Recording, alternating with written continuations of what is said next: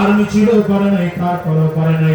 এখন যদি খালি হাতে কেউ মুসলমানের সাথে খেলা করার জন্য আসে, সাবধান করে বলে যায় জিততে পারবে না, হেরে যাইবে মুসলমানরাই জিতে যাবে। জোরে বলো ঠিক কিনা?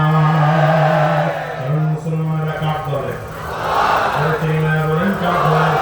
আরো জোরে জোরে বলেন না কার দলে?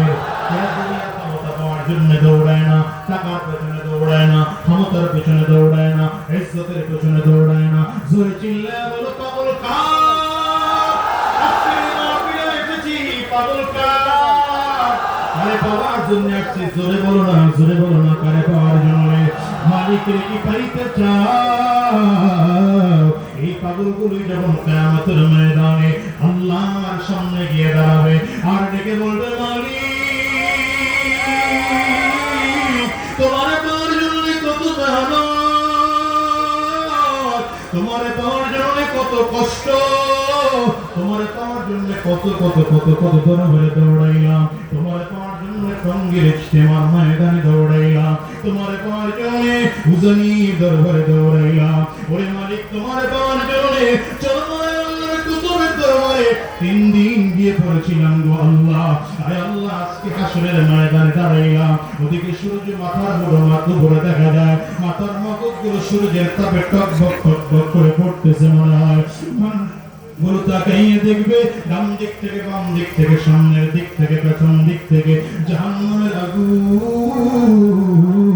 গুরিং গুরিং আওয়াজ দিয়ে দিয়ে সামনের দিকে আগায়। মানুষগুলো তাকাইয়ে বলবে আরে আল্লাহ কোথায় জান্নাত কোথায় জাহান্নাম জানি না, মালিক তোমারে দেখতে চায়, আল্লাহ তুমি তো বান্দাগুলো যখন করে চিল্লাবে আমার মালিক কুদরতি ফেরেশতাদেরকে ডাক দিবে, ওরে ফেরেশতারা তো আমি আল্লাহ পাকের নূরের পর্দাগুলো একটু সরাইয়ে দে। আল্লাহ পাকের অনুমতি পাইয়ে যখন ফেরেশতারা নূরের পর্দাগুলো সরাইয়ে দিবে বান্দা মালিককে দেখবে আল্লাহ, বান্দা মালিককে দেখবে এত সুন্দর। মালিকের দিকে এক নজরে 70,000 বছর তাকিয়ে থাকবে, পর্যন্ত বেরোবে না। जितनी निअमत है तो सबसे बेहतर निअमत दीदार तो।